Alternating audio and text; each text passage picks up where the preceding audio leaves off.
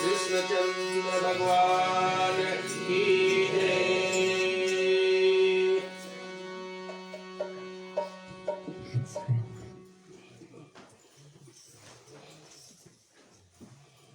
तो बंधुगण पुनः एक बार फिर आज श्री रामकृष्ण रामायण मंडली की ओर से और गृह मालिक श्रीमान विकास उनके परिवार की ओर से और इस वर्ष का जो अष्टमी तिथि है उसमें आप सभी लोग को मैं मंडली की ओर से गृह मालिक की ओर से सभी लोग को अभिनंदन करता हूँ, स्वागत करता हूँ और ये आशा रखता हूँ कि जिस श्रद्धा भक्ति को लेकर हम सभी का बंधुगण यहाँ पर पदार्पण होते हैं, भक्ति को ध्यान में रखेंगे, शांति पूर्वक बैठेंगे, हम सब कथा में भाग लेने की चेष्टा करेंगे और हम लोग कोशिश करेंगे सभी लोग मिलकर जितने रोज का जो पाठ है वो सब मिलकर गाएंगे और मंथन करेंगे। इसमें भगवान श्री कृष्ण का जन्म उत्सव आने वाले बृहस्पतिवार को हम लोग मनाएंगे। तो चलते भैया जी कुछ बोलेंगे, उसके बाद में कथा को लोग श्री गणेश करेंगे।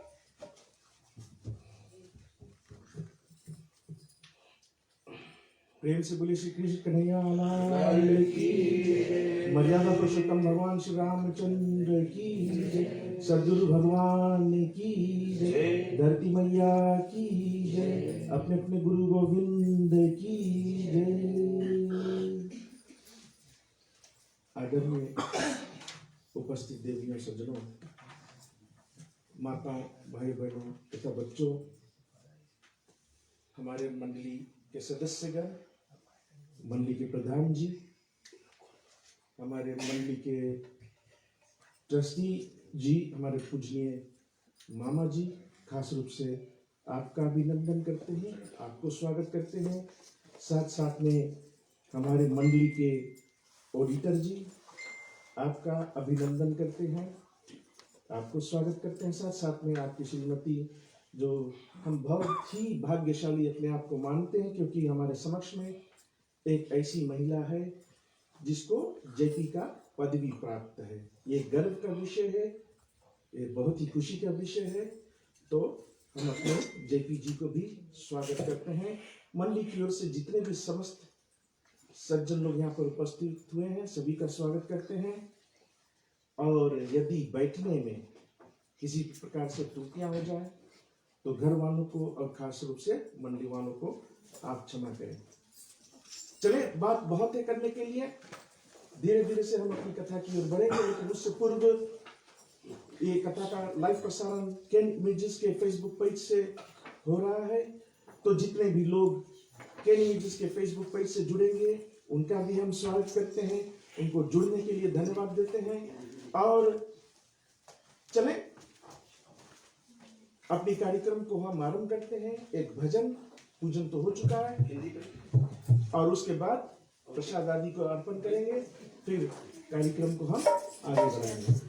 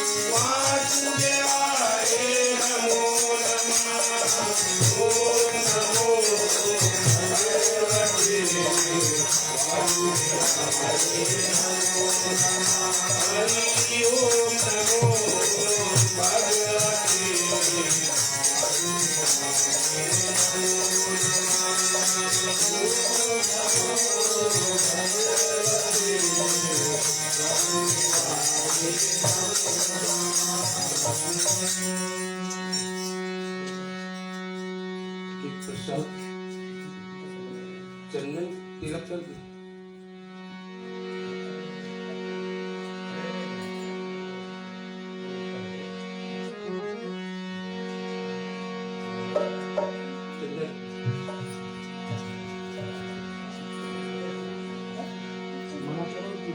माला माला है ना। हरि ओम नमो भगवते वासुदेवाय नमः। श्री राधे कृष्णाय नमः। इति श्री पुष्पमाला समर्पयामि।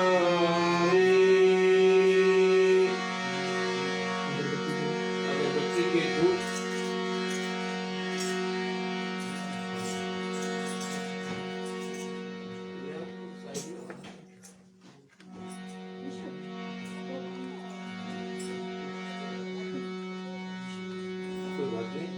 प्रसाद के जल से आचमन कर लेते हैं।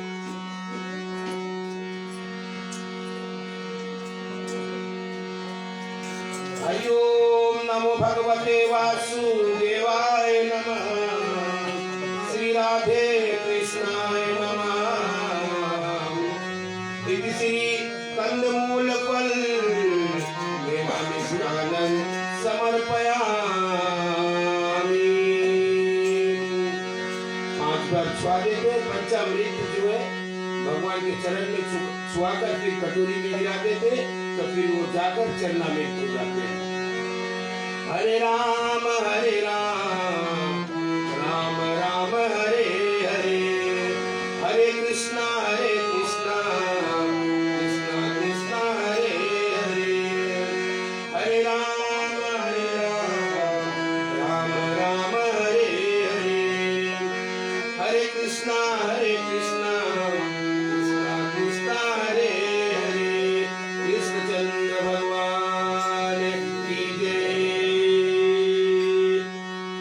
दीपक को दिखाते भगवान को, दीपक के फूल में लेते अपने भगवान से प्रार्थना करते, प्रभु इसका जो जैसे इसका ज्योत जल रहा है इसका प्रकाश प्रभु संसार में सबके जीवन में इसी तरह प्रकाश में रखे प्रभु।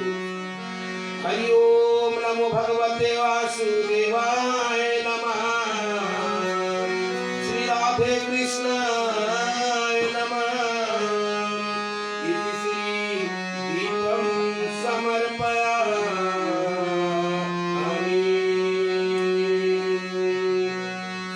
एक फूल लेते हाथों में। यदि कोई प्रसाद अपने साथ में लेके आए तो आप यहाँ पर लेके आ तो मंत्र द्वारा चढ़ा लेते। यदि कोई लेके आए तो नहीं तो कोई बात नहीं, एक फूल ले लेके हाथ में भगवान से प्रार्थना करते कि प्रभु हमारे पास बल बुद्धि विद्या कुछ नहीं है प्रभु, जो कुछ ज्ञान है प्रभु उसी भांति से आपके शरण में आता हूँ प्रभु, और यदि पूजन में कुछ भी त्रुटियां हो तो प्रभु हम सबको माफ करें। हरि ओम नमो भगवते वासुदेवाय नमः। श्री राधे कृष्णाय नमः। इति सत्यगोपी नमः करिष्यामि। बोलो वृंदावन बिहारी लाल की जय। जरा बोलो, जरा बोलो।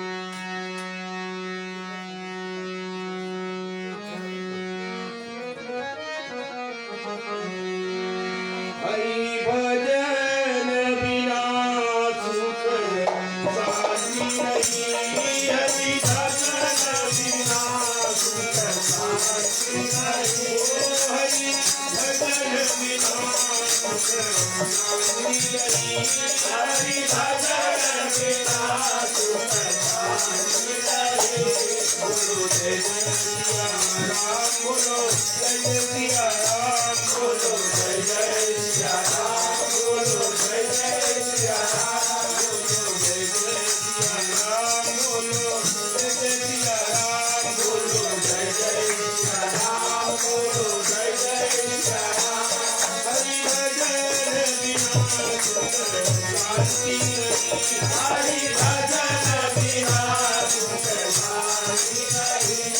जो मुख न बजा दिया राम नहीं, जो मुख न बजा दिया राम नहीं, जो मुख न बजा दिया राम नहीं, जो मुख न बजा दिया राम नहीं, वो जीवन को किस काम का नहीं।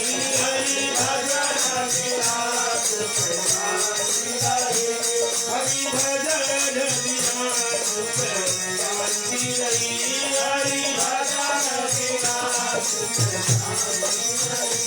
सिया राम बिना राम नहीं, सिया राम बिना राम नहीं, सिया राम बिना राम नहीं, सिया राम बिना राम नहीं।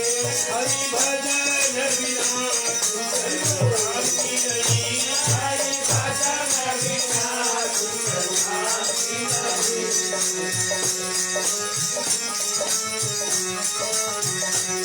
गोविंद मेरो हरे गोपाल मेरो हरे, गोविंद मेरो हरे गोपाल मेरो हरे, गोविंद मेरो हरे गोपाल मेरो हरे, गोविंद मेरो हरे गोपाल मेरो हरे।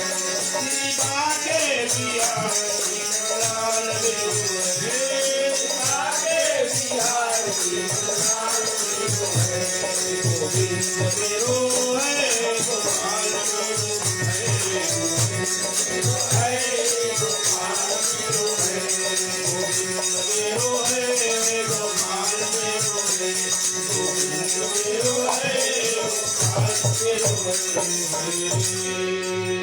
कृष्णचंद्र भगवान की जय, श्याम रामचंद्र की जय।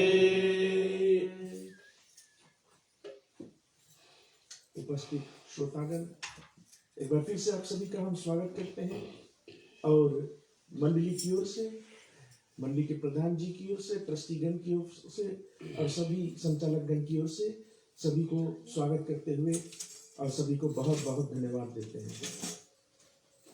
आपने अपने समय को निकाल करके इस आंगन को पवित्र करने के लिए यहाँ पर पदार्पण किए हैं। परमात्मा हर एक को अपना आशीर्वाद प्रदान करें, दया दृष्टि प्रदान करें, और ऐसे ही भक्तजन भक्ति की मार्ग पर चलते हुए श्री कृष्ण जन्माष्टमी को मिलजुल करके सम्मिलित रूप से हम मनाएंगे। याद रहे, ये घर जो है किसी व्यक्ति का घर नहीं है, किसी मंडली का घर नहीं है। स्वयं जहाँ पर भगवान की कथा होती हो, भागवत की कथा होती हो, श्री कृष्ण जी की लीला का वर्णन होता हो, वो स्थान, वो घर, वो जगह स्वयं ब्रिज हो जाता है। और ब्रिज ऐसा पवित्र भूमि है कि जहाँ पर ब्रिज जो है वो श्री कृष्ण जी के एक रूप बताया गया है। भागवत में श्री कृष्ण जी के एक रूप बताया गया है।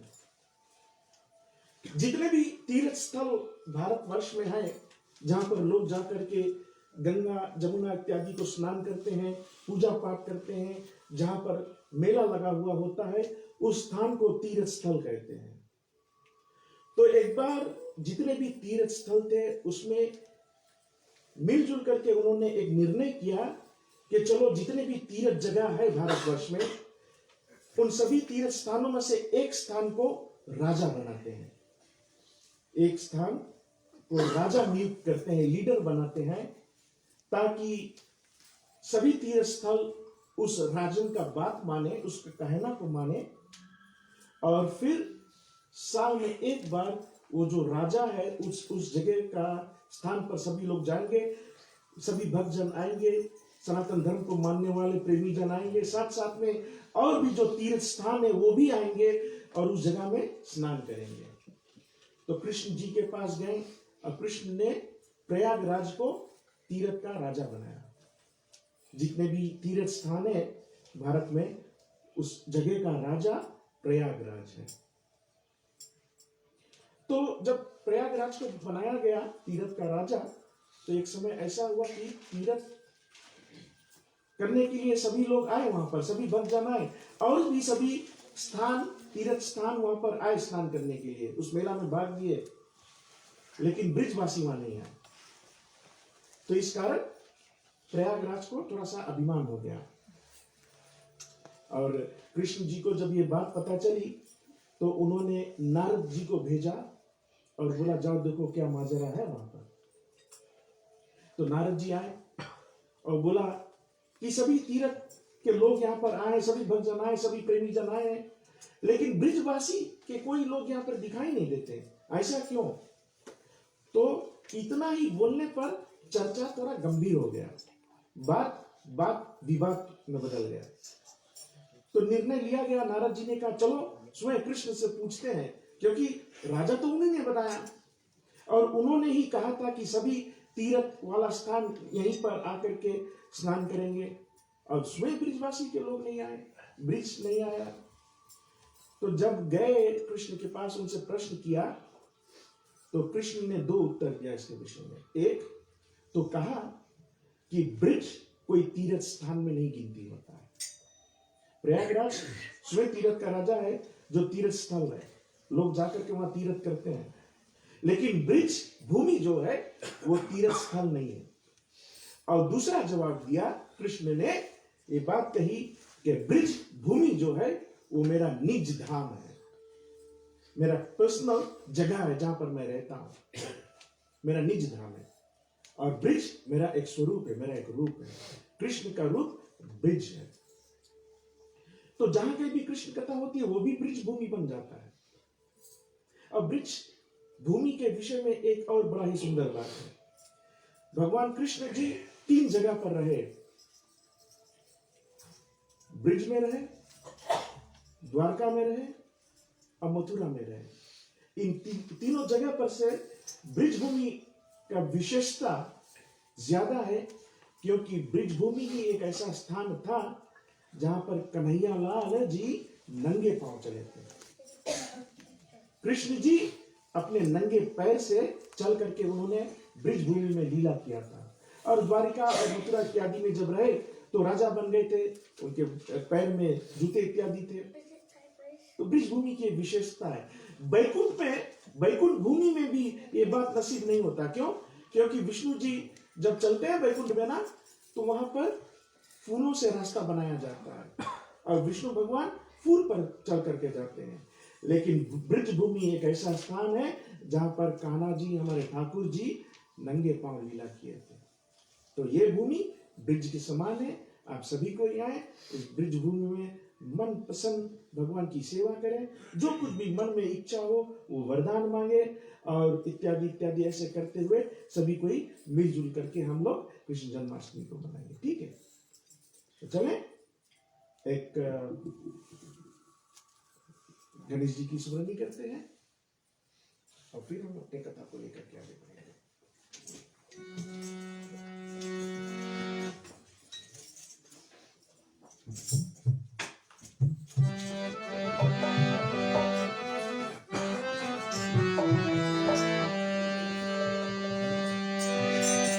गजानना ओ गजानना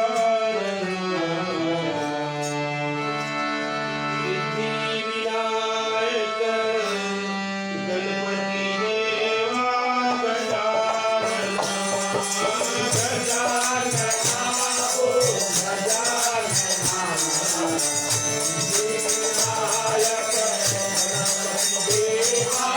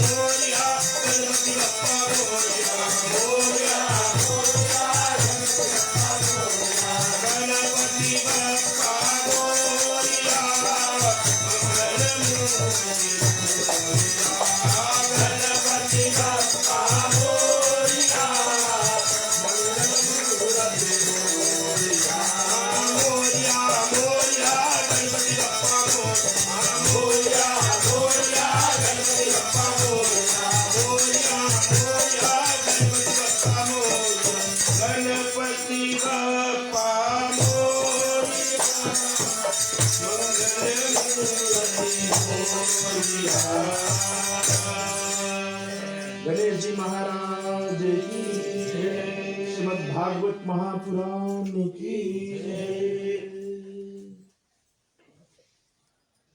तो श्रोताओं, इसी प्रकार हरि नाम संकीर्तन करते हुए, भजन करते हुए हम लोग धूमधाम से इस पर्व को मनाएंगे। कलिकाल में नाम का ही प्रभाव है, नाम का ही प्रभाव, यानी कि केवल नाम मात्र से ही हम लोग इस कलिकाल कलयुग से जो क्षीर समुद्र की तरह है, ऐसा हलगोरा यहां पर उठता है कि इससे बचना बहुत मुश्किल है। लेकिन नाम के सहारा लेकर के हम इस पे तैर सकते हैं, इससे पार पा सकते हैं। जैसे राम जी के नाम द्वारा सेतु बांधी गई थी, ऐसे ही हम लोग नाम के प्रभाव से इस कलिकाल से सेतु बांध करके तैरने की कोशिश करेंगे। और जब नाम का प्रभाव हो, हरि नाम संकीर्तन हो, तो सभी कोई तालियों द्वारा सेवा करे और मुख से जो कुछ भी हो सके, मुख से भगवान का नाम को गा करके हम लोग धूमधाम से इस पर्व को मनाएंगे। और यदि बगल में बैठा हुआ व्यक्ति अगर ताली नहीं बजाता है तो एक काम करना, चिढ़ा करके और जोर जोर उसके सामने ताली बजाना, खूब चिढ़ा करके ताली बजाना, ताकि वो भी ताली बजाना शुरू कर दे। और एक और बात है, ऐसे कथा में आकर के कौन कौन पुण्य कमाना चाहता है? कोई पुण्य कमाना चाहता है? पूरा शर्मा नहीं, पूरा हाथ ऊपर करो। मैं भी कमाना चाहता हूं। कौन कौन पुण्य कमाना चाहता है? लगभग में सभी लोग हैं। अच्छा, इसमें से कौन कौन 2 गुना पुण्य कमाना चाहता है?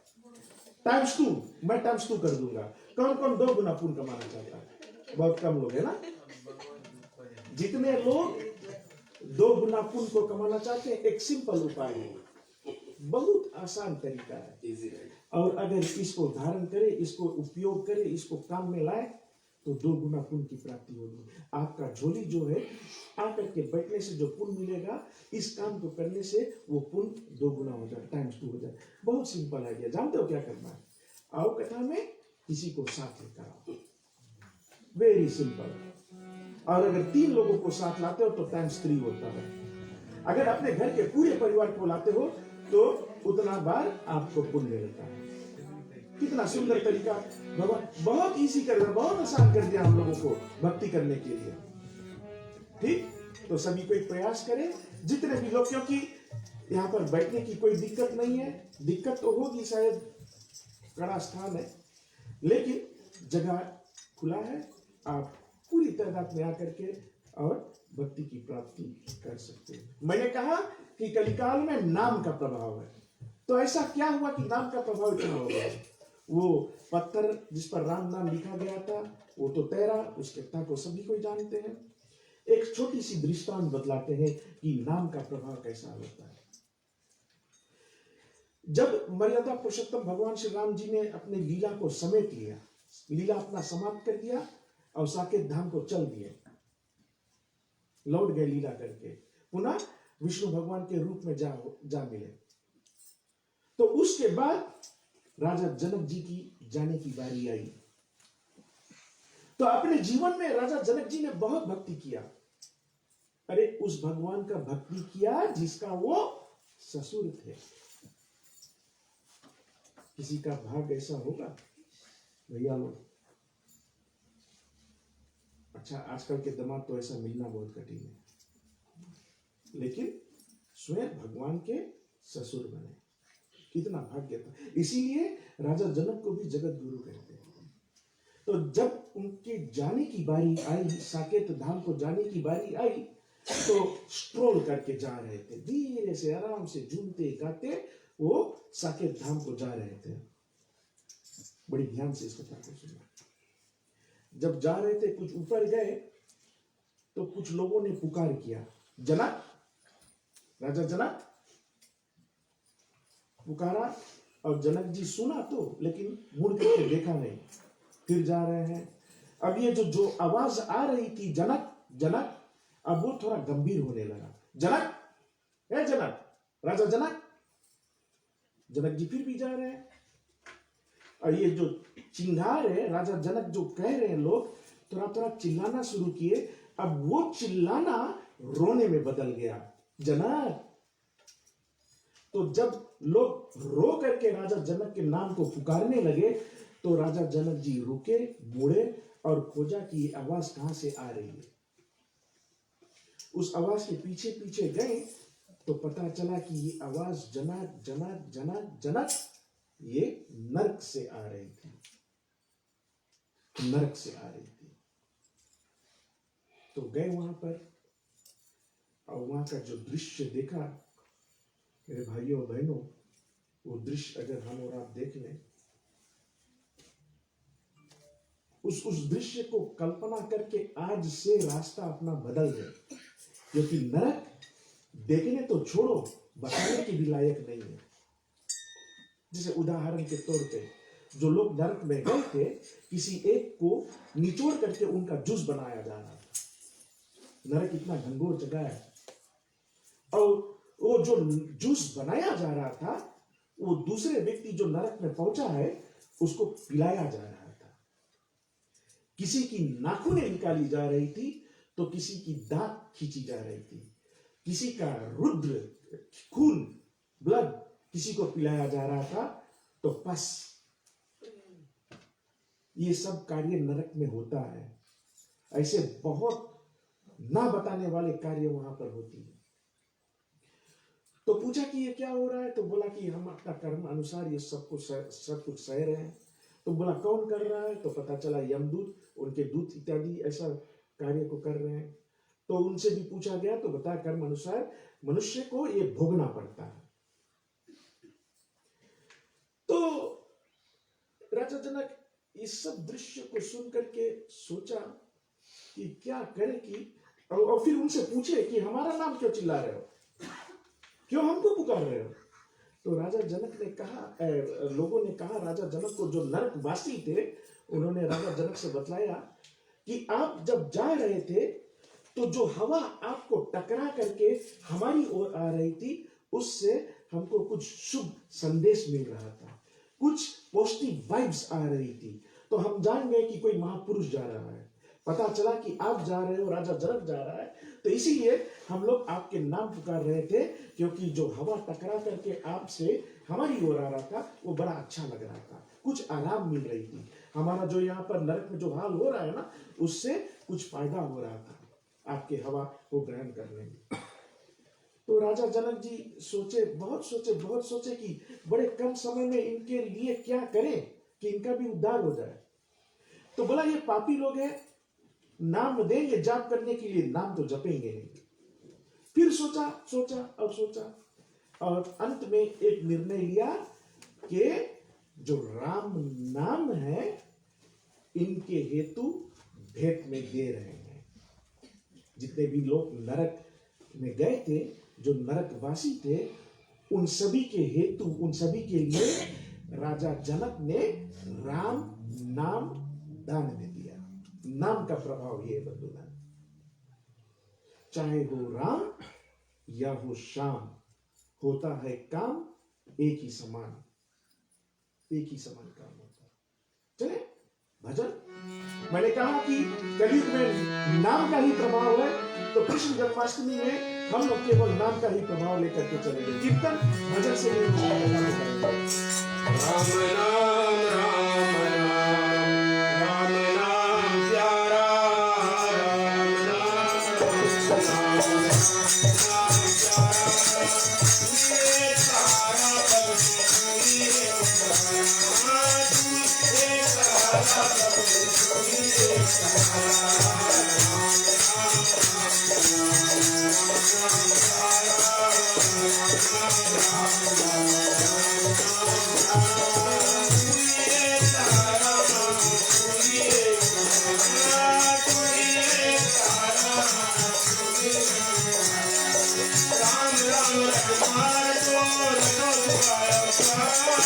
राम नाम ये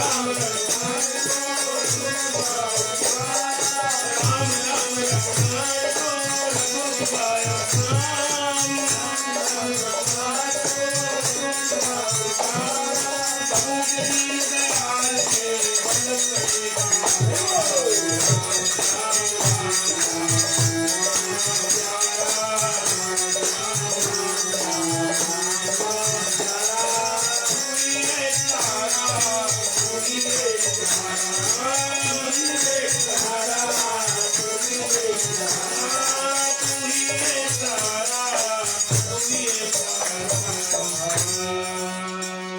श्यावर रामचंद्र की जय। और ये भी बात बतलाया गया है कि सिया राम में सब जग जानी, कि सिया और राम, सीता और राम को सभी में देखो। मान लिया जाए कि कोई भी बैठा है, चाहे उससे बातचीत होता हो या ना होता हो, उसमें सिया राम को खोज करो, ना दिखे जबरदस्ती देखो। और जिस दिन वैरियों में, एनिमीज में, दुश्मनों में सीता और राम दिख जाए, हमारा जीवन धन्य हो जाएगा। लेकिन ऐसा होता कहां है?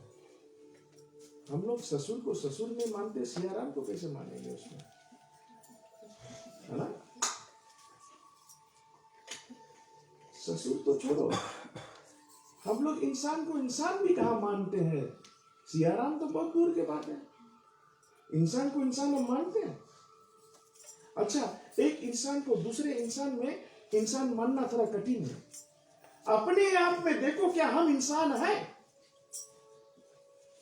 हम लोग इंसान हैं? इंसान का कुछ आचरण हम करते हैं? इंसान को इंसान सा होना नहीं आया, इंसान को इंसान पे रोना भी नहीं आया, इंसान को इंसानियत से हो गई शादी, अफसोस आज तक इनका गौना नहीं आया। हम लोग इंसान बन के इंसानियत जैसी पत्नी को रखे हैं, लेकिन जिस दिन जहां पर शादी किया वहीं पर छोड़ करके आगे भूल गए उसके बारे में। और कथा ही हमको इंसान बनाती है, कथा ही हमको इंसान बना। कथा में वो शक्ति है, कथा कुछ कर सकती है, केवल श्रद्धा और भक्ति की आवश्यकता है। कलिकाल में मैंने कहा नाम का ही प्रभाव है। एक प्रश्न आया कि बड़े कम समय में लोग कल्याण कैसे पा सकते हैं, मुक्ति कैसे पा सकते हैं, भक्ति बड़े कम समय में कैसे कर सकते हैं। और अगर इसका उत्तर हो कि झोरी झंडा बांध करके जंगल चल दो, क्राइस्टचर्च में जंगल बहुत दूर नहीं मिली, और अगर मिल भी गए तो विंटन तो मर जियो, तो आसान हुआ नहीं। बड़ा कठिन बात है कि जा करके कहीं पर तपस्या करो, तपस्या छोड़ो, तीर्थ भी नहीं कर पाओगे। अभी जाके वैमेक रिवा में डाइव मारो, देखो कहाँ हालत है। तो बड़े कम समय में लोग अपने कल्याण कैसे पा सकते हैं? एक कार्य और कर सकते हैं, हवन इत्यादि कर सकते हैं। और हवन करना बड़ा ही सुंदर बात है। भगवान का हम भोग लगाते हैं, एक बात बहुत ध्यान से सुने कि हम भगवान का भोग लगाते हैं, भगवान उस प्रसाद को ग्रहण करते हैं, भगवान उस प्रसाद को खाते हैं, चखते हैं। हमारा भरोसा होता है कि हम अर्पण करते हैं। सुबह सवेरे जब प्रसाद बनाते हैं ना, तो बड़ा श्रद्धा से बनाते हैं, सुंदर सा कीर्तन ऑन करते हैं, यूट्यूब देवी को चालू करते हैं, कीर्तन भजन को ऑन करते हैं और झूमते हुए प्रसाद को बनाते हैं। प्रसाद बहुत सुंदर उतरता है। ऐसा प्रतीत नहीं होता कि प्रसाद ज्यादा मीठा हो गया या बहुत कम मीठा है या जल गया इत्यादि इत्यादि। बहुत सुंदर से प्रसाद उतरता है। क्यों? क्योंकि हम अपने हृदय में भगवान को धारण करते हुए उसके लिए भोग बनाते हैं। लेकिन क्या उस भोग को वे स्वीकार करते हैं? अंगीकार करते होंगे, चखते हैं। भगवान दो प्रकार से हमारे दिए हुए पदार्थ को खाते हैं, भोजन को खाते हैं, प्रसाद को खाते हैं। केवल और केवल ये दो उपाय है जिससे भगवान हमारे प्रसाद को खाते हैं, और तीसरा उपाय कुछ नहीं है। पहला, मैंने हवन का नाम लिया। हवन में जो सामग्री हम डालते हैं वो समस्त देवी और देवताओं को जाता है। हवन कुंड जो होता है वो भगवान का मुख माना गया है। तो एक उपाय यह है भगवान को भोग चढ़ाने के लिए कि अपने घर पर हवन का अनुष्ठान करो, उसमें स्वाहा करो, और फिर वो भोग भगवान को लगता है। स्वाहा करने से, पहला उपाय स्वाहा करने से, और दूसरा उपाय वाह करने से। वाह वाह, हम कुछ खाते हैं ना तो भोजन बहुत स्वादिष्ट होता है, तो हम कहते हैं वाह वाह क्या भोजन था। और ये वाह वाही किससे होनी चाहिए? कोई बता सकता है इस बात को? सोमवार को हमारे गुरुजी ने इस बात को कहा था कि ब्राह्मण देवता घर पर आए, ठूस ठूस के उसके भोजन कराओ। इतना भोजन कराओ कि ब्राह्मण देवता उस भोजन को ग्रहण करके वाह वाह करे कि क्या भोजन है। इसका मतलब कि ब्राह्मण देवता को बुला करके घर पर भोजन कराओ। ब्राह्मण देवता इस कलिकाल कलयुग में इस पृथ्वी के भगवान के मुख माना गया है, भगवान के मुख माना गया है। तो ये दो प्रकार से हमारा दिया हुआ भेंट, दिया हुआ भोजन, चढ़ाया हुआ भोजन भगवान के पास जाता है। एक हवन कुंड द्वारा, और दूसरा ब्राह्मण जी को भोजन कराने से। ये जो हम चढ़ाते हैं बहुत सुंदर बात है, लेकिन हम स्वयं खाते हैं। हम बनाते हुए जो हमको अच्छा लगता है फिर चढ़ाते हैं, लेकिन ऐसे भगवान ग्रहण नहीं करते। ब्राह्मण देवता द्वारा खिला करके, वाहवाही पा करके, और दूसरा स्वाहा करके, होम कुंड में आहुति डाल करके। लेकिन इस कलिकाल कलयुग से तरने के लिए सबसे सरल उपाय, अब उस पर आते हैं फिर से, क्या है? भागवत कथा, कृष्ण कथा, कृष्ण लीला, कृष्ण नाम संकीर्तन, शॉर्टकट। जैसे अंग्रेजी में बोलते हैं ना, लोग कटिंग कॉर्नर्स ज्यादा करते हैं, D2 मारते हैं, बाईपास रोड पे रहते हैं, शॉर्टकट मारते हैं ना। इस कलिकाल कलयुग में शॉर्टकट में भगवान की भक्ति करने का केवल एक ही उपाय है, जिस उपाय के कारण आज हम और आप यहाँ पर बैठे हैं।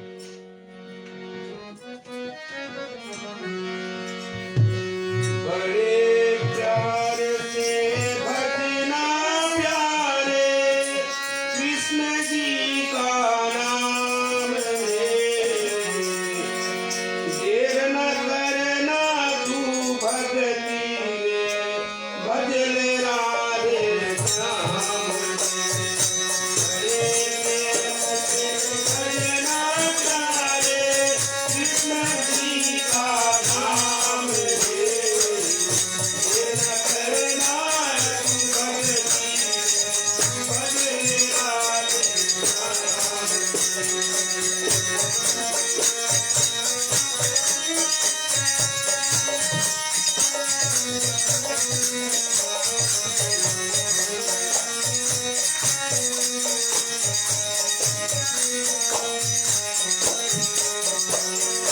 कोई कैसा है नंद दुलारा, मथुरा जाकर कंस को मारा। कोई कैसा है नंद दुलारा, मथुरा जाकर कंस को मारा। कोई है गोकुल नगरी, कोई अयोध्या धाम रे, देर न करना तू भक्ति में, भजन राधे श्याम। बड़े प्यार से भजना प्यारे कृष्ण जी का नाम रे, देर न करना तू भक्ति में, भजन राधे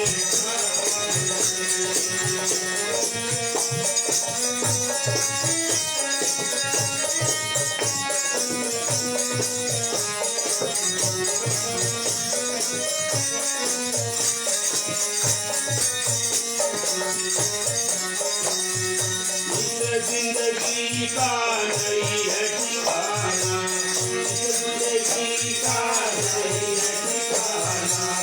मैं मत होना रे बदनामा, मन तू क्यों बना है दीवाना। जिंदगी का नहीं है भरोसा, मन तू क्यों बना है दीवाना। मालिक कहते इस दुनिया में, मत होना बदनाम रे, देर न करना तू भक्ति में, भजन राधे श्याम। बड़े प्यार से भजना प्यारे कृष्ण जी का नाम रे, देर न करना तू भक्ति में, भजन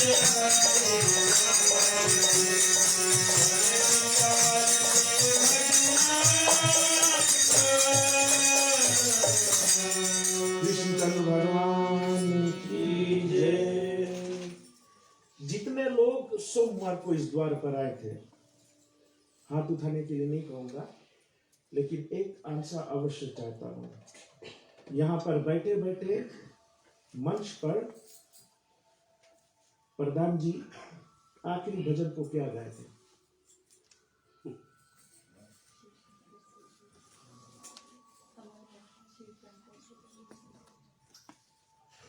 जय हो, जय बेटी।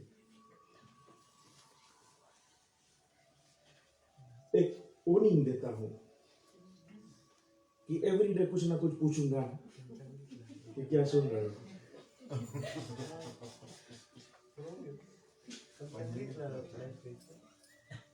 प्रसाद बाटे नहीं नहीं भजन भजन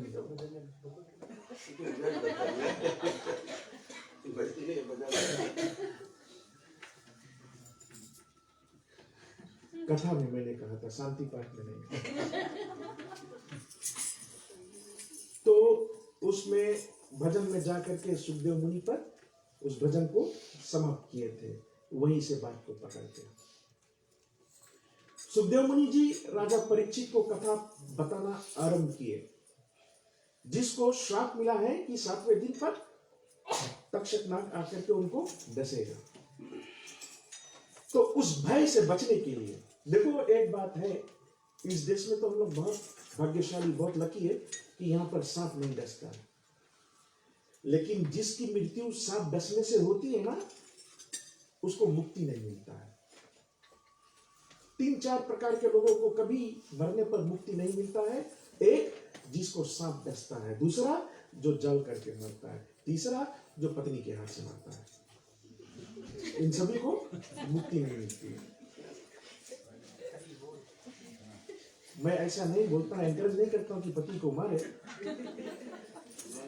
लेकिन अगर उस रूप में आ जाए, कोशिश करना वो मरे नहीं, क्योंकि मुक्ति नहीं मिलेगा उनको। तो नाग आकर के काटेगा, उस भय से बचने के लिए भागवत कथा सुनना प्रारंभ किए। और जब सुखदेव मुनि जी ने भागवत कथा बताना आरंभ किया तो कई हादसा हुआ वहां पर। पहला, जितने भी लोग बीन बजाने वाले होते हैं, जो बीन बजा करके सांप को अपने वश में करते हैं, सुनना अच्छा से, जो बीन बजा करके सांप को वश में करते हैं, उनके पास उतना सामर्थ्य होता, उतनी शक्ति होती है कि वे लोग जहर को निकाल भी सकते हैं। तो जब ये बात सुना कि राजा को सांप डसेगा, तो कई बीन बजाने वाले वहां पर आ गए, और ये बात को उन्होंने सोचा कि अगर सांप डसेगा तो हम लोग बीन बजा करके उस जहर को निकालेंगे और हम लोग को दान मिलेगा। तो उन लोगों की टोली आ गई, और जब कथा आरंभ करें, जैसे कथा शुरू हुआ, बस कुछ ही समय बीता तो आकाश मंडल से देवता लोग अमृत को लेकर के आ गए और राजा परीक्षित से डीलिंग किया कि तुम तो मरने वाले हो और उसी का भय के कारण तुम भागवत कथा करते हो, चलो एक काम करो, डीलिंग करते हैं, ट्रेडिंग करते हैं, ये हम अमृत लेकर के आए हैं, यदि वो डसेगा, तुम अमृत पहले से पी लोगे तो तुम्हारी मृत्यु होगी नहीं, तुम तो बच जाओगे, तो मेरी मृत्यु होगा नहीं। अगर हमारे पास वो अमृत आता और किसी से भी मरने की भय होती, डर होता, तो हम लोग अमृत ले लेते कि नहीं ले लेते? मैं तो ले लेता, क्योंकि उससे बच जाता। राजा परीक्षित ने क्या किया होगा? जैसे कथा आरंभ हुआ, कथा में इतना मन लग गया देवियों सज्जनों, कथा इतना अच्छा लगने लगा, जैसे सुखदेव मुनि के मुख द्वारा शब्द राजा परीक्षित के कानों द्वारा अंदर जाता है, वो और मगन हो जाते हैं, बहुत प्रसन्न हो जाते हैं, मान लो कि उनका जीवन धन्य हो रहा हो। वो कथा अमृत से और महत्वपूर्ण लगने लगा कि उन्होंने अमृत को इनकार कर दिया। देवता लोग अमृत भर करके लेकर आए थे और कहा कि इस अमृत को तुम ले लो, बदले में कथा हम लोग सुन ले। देखो, देवता लोग आकर के ये बात कहा कि अमृत तुम ले लो, कथा हम लोग सुन ले। मतलब पहला ये कि देवता लोगों को भी ये कथा सुनना कठिन है, उन लोगों को भी समय नहीं मिलता। मैं अक्सर एक कथा कहता हूं कि हनुमान जी साकेत नहीं गए, इस पृथ्वी पर रहना मंजूर किया, क्योंकि उन्होंने बोला कि साकेत धाम पर तो राम जी होते हैं, लेकिन रामायण की कथा वहां पर नहीं होती है, इसीलिए इस पृथ्वी पर रुक गए। और राजा परीक्षित ने अमृत को इनकार कर दिया और बोला कि हम कथा सुनना हमको मंजूर है। और जैसे जैसे कथा सुनते गए, मरने का जो डर था, मरने का जो भय था, उससे दूर हो गया। कथा में इतनी शक्ति है।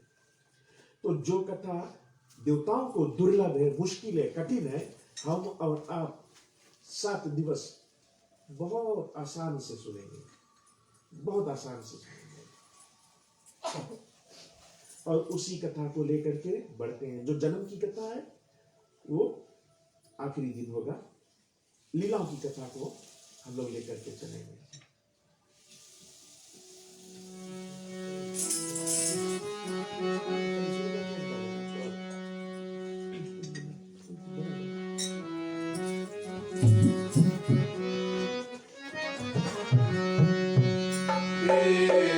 बातों से भी प्यार के, फूलों से भी प्यार, जो भी देना चाहे दे दे करतार, दुनिया के सारे दुनिया के सारे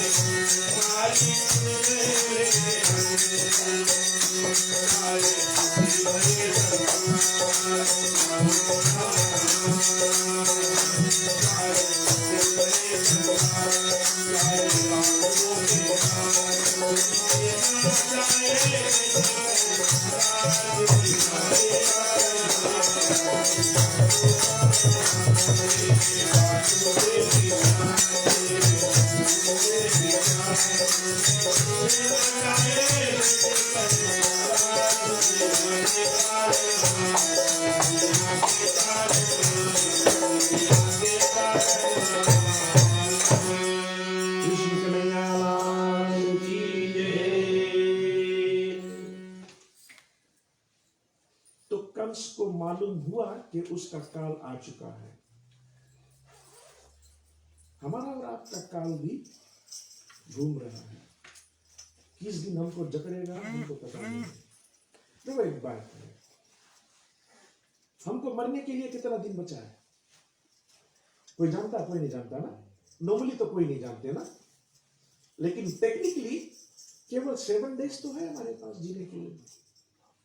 अच्छा, कोई पास 8 दिन है, 9 दिन है, 10 दिन है, बस 7 ही तो दिन है ना। सोमवार से लेकर के इतवार तक 7 तो दिन है। तो मरना इसी एक बीच में किसी ना किसी दिन तो है। तो जीने के लिए हमारा 7 ही दिन है। हम ना मरिए संसारा, हम ना मरिए संसारा, क्योंकि हमको मिला जियावन हारा। हमको मरने के भय से दूर केवल कृष्ण जी कर सकते हैं। तो मारने के लिए कंस अनेक उपाय करते हैं। कोई कहते हैं 5 रोज पे, कोई कहते हैं 6 रोज पे पूतना पहुंचती है। शायद 6 रोज पे पहुंची होगी, तो इसीलिए तो कहते हैं ना कि कोई ट्रबल करे तो लोग कहते हैं ना कि तुम्हें छठी दूध याद करा देना। उसका मतलब ये होता है छठी कब बनाई जाती है? 6 रोज पे। तो इसीलिए छठी के दूध कहते हैं। शायद उसी दिन पहुंची होगी या किसी एक दिन पहुंची होगी, लेकिन कथा के अनुसार पूतना एक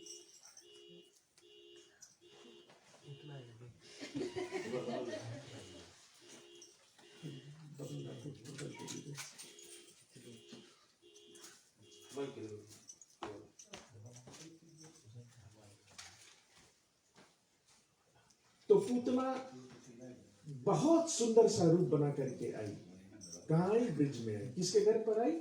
नंद बाबा के घर पर आई। इतना सुंदर सा रूप बना करके आई कि मान लो स्वयं लक्ष्मी जी आई हुई है। तो लोग बीट हो गए। सुंदर सा चेहरा को देख करके लोग ठग गए। माया महा ठगनी हम जानी। माया जो है एक ठगनी है, लेकिन यहाँ तो राक्षसनी सुंदर सा रूप बना करके आई और लोग ठग गए, बीट हो गए। परवाह ही नहीं किया कि कौन सी स्त्री आई होगी। क्यों? क्योंकि रूप बदल करके आई थी। और नंद बाबा के यहाँ पर आई, लोगों ने एक टक लगा करके देखा, लक्ष्मी जैसी रूप दिखाई दी उनको। किसी ने पूछा कौन हो, तो मौसी की, नानी की, काकी की, आजी की कोई परिवार बताया। जैसे हम लोग भी होते हैं ना, बहुत दूर के परिवार को जोड़ करके इतना नजदीक कर देते हैं कि जैसे जना बहुत सगा परिवार है। ऐसे ही हुआ इनके साथ।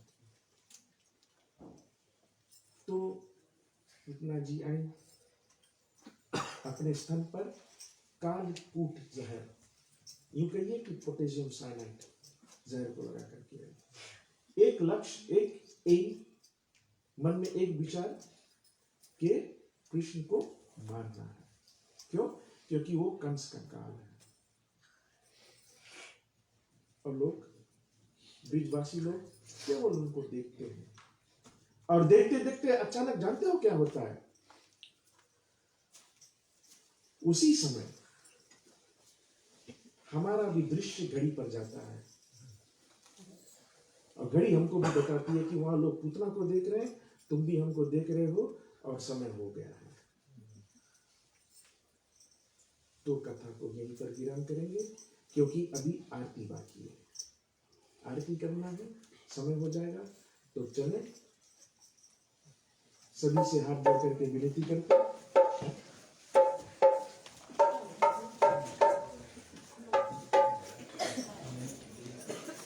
तब तक एक भजन हो जाए।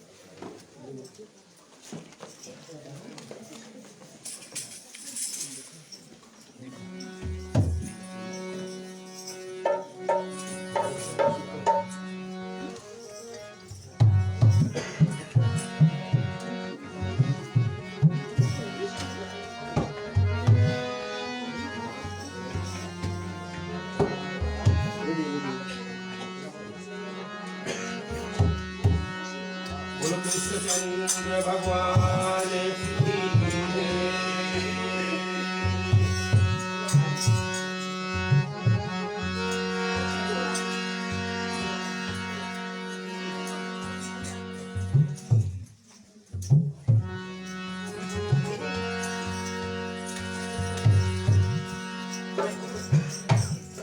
Yes, sister. भागवत से। भागवत भगवान की आरती, पापियों को माफ दे भगवान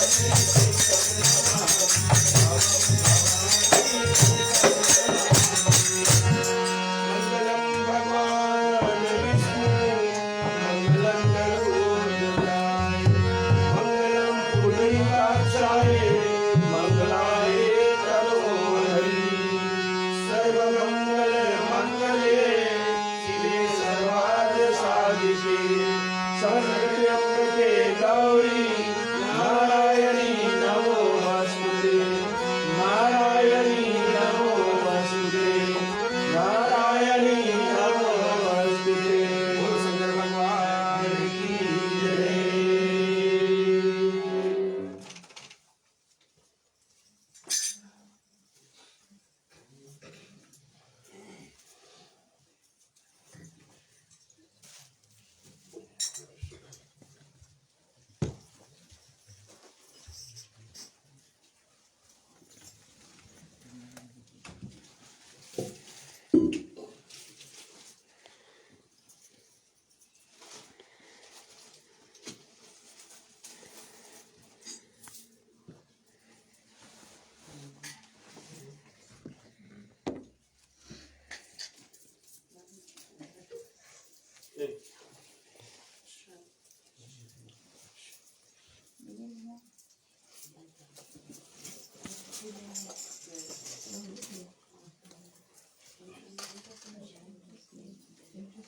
चंदन रख दो उसमें जंजन जेल में ऐसे लगा दे।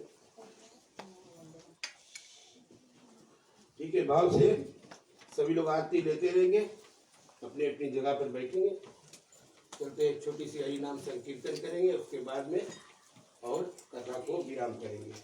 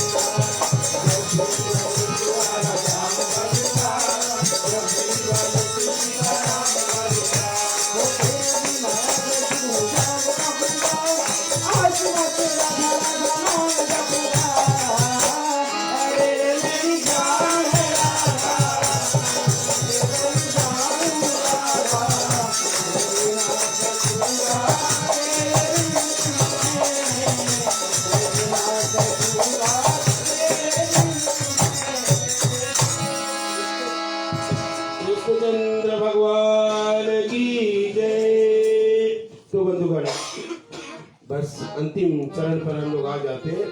क्षमा प्रार्थना से पूर्व चलते आज हर रात्रि में जैसे हमारे मंडली की पूजन होते और प्रोग्राम होते तो एक भेटता रहता है। तो आज हमारे समक्ष में रोलस्टन के एक जो नए इलेक्टेड भी जो जेपी है लोरी मनी जी आपसे आग्रह करते हैं अपने मुखारबिंद से और चंद शब्दों से संबोधित करें।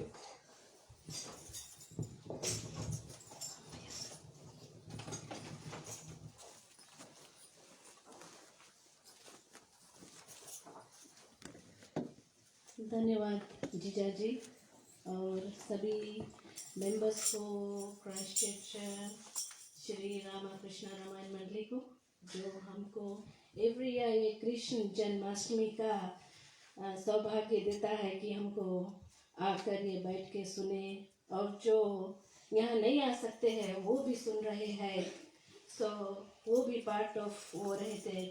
आज जैसे विकास जीजा ने बात किया इंसान के बारे में, तो उसी में मैं कुछ बोलना चाहूँगी। हाँ, हम इंसान हैं, हमसे गलती होते हैं, नो डाउट अबाउट इट। अगर गलती नहीं होगा तो जैसे बोले हैं कि हम जब अंतिम सांस लेंगे, दुनिया से जाएंगे, तो हम कहाँ कहाँ जाएंगे हम नहीं जानते हैं। तो हमारी इंसानियत पे हम वहाँ जाएंगे, हम क्या करते हैं धरती पे, किस लिए हमको भेजा है और हमको क्या करना चाहिए, हम क्या करते हैं। हमेशा मैं देखती हूँ कि हम ज़्यादा अपने बारे में नहीं, दूसरे के बारे में पता लगाना चाहते हैं, तो वो इंसानियत नहीं है। लोरिन मनी का बिजनेस चल रहा है, अपना स्टाफ का कितना पे कर रही है। लोरिन मनी एक क्राइस्ट में आके पूछ लो, लोरिन मनी की कंपनी में मत जाना, वो बहुत अच्छी औरत नहीं है। तो हम ये बात करते हैं, आप लोग हमको और ऊपर उठाते हैं, भगवान की नज़र में हमको और ऊंचाई दिखा देते हैं, क्योंकि हम किसी के बारे में, मैं तो गर्व करती हूँ कि एटलीस्ट पब्लिक ने हमको याद, चाहे अच्छा से चाहे नहीं। एक फ्यूनरल में देख रही थी, उसमें एमसी ने कहा था 4 दिन की है जिंदगी, हंसी खुशी से काट लो। 4 दिन की है जिंदगी, हंसी खुशी से काट लो, दिल ना किसी को दुखाना, दर्द सभी से बांट लो। कुछ भी लो हमेशा के लिए, पहले बनो इंसान, फिर खोलो गीता और कुरान। Thank you. जय हो, जय हो।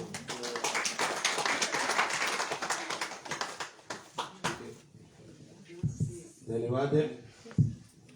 चलते सभी लोग हाथों को जोड़ेंगे, अंत में क्षमा प्रार्थना करेंगे, क्योंकि जैसे भी व्यक्ता ने बताया, भूल चूक जो है इंसान ने करेगा, भगवान तो करेगा नहीं।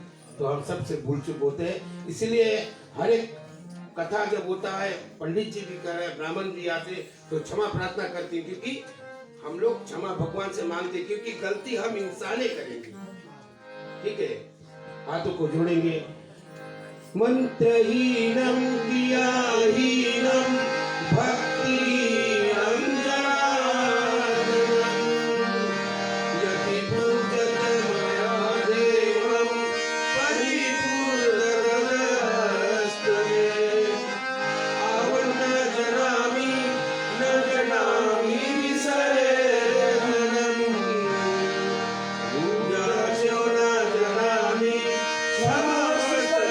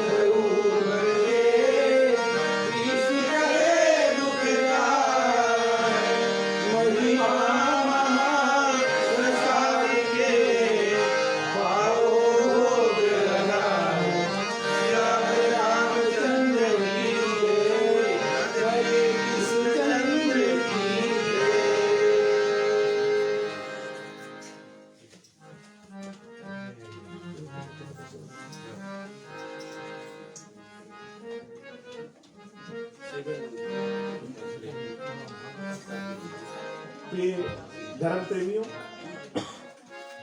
एक बार फिर से आप सभी को मंडली की ओर से, मंडली के प्रधान जी की ओर से, यहाँ परिवार की ओर से सभी को हार्दिक हार्दिक धन्यवाद देता हूँ। व्यक्तिगत रूप से तो मुझे बोलना नहीं चाहिए, लेकिन सोमवार की रात्रि से जब से इस घर पर पूजा आरंभ हुआ है, आप सभी का सहयोग बहुत ही सुंदर ढंग से मिला है। इसके लिए कोटि कोटि धन्यवाद देते हैं। परमपिता परमेश्वर से आप सभी के लिए आशीर्वाद की हम कामना करते हैं। भगवान का आशीर्वाद सभी पर बनी रहे, दया दृष्टि बना रहे, दुख दूर हो, सुख की प्राप्ति हो। जितने भी लोग बीमार हैं जल्द से जल्द अच्छे होकर के अपने परिवार के साथ में हो जाएं। और अंत में मैं अपने पूज्य सासू माँ जी को भी स्वागत करता हूँ, क्षमा करें, जो पीजी से आए हुए खास रूप से हमको अपना योगदान देने के लिए, सहयोग देने के लिए, उसको स्वागत करते हुए उनका भी हम अभिवादन करते हैं। याद रहे, यहाँ पर कृष्ण जन्माष्टमी तो हो रहा है, लेकिन इसके साथ साथ में ये भी गृह प्रवेश का एक पाठ है।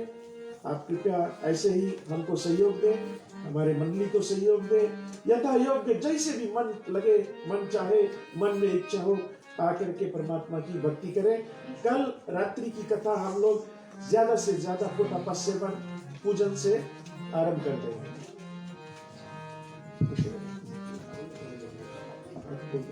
ठीक है, जैसे आज मैं बताया वो हर दिन एक व्यक्ता रहेगा, तो जितने लोग यहाँ पर आएंगे, मैं नहीं जानता हूँ कल कौन व्यक्ता रहेगा, मगर सभी लोग अपने आप के तैनात रहेगा।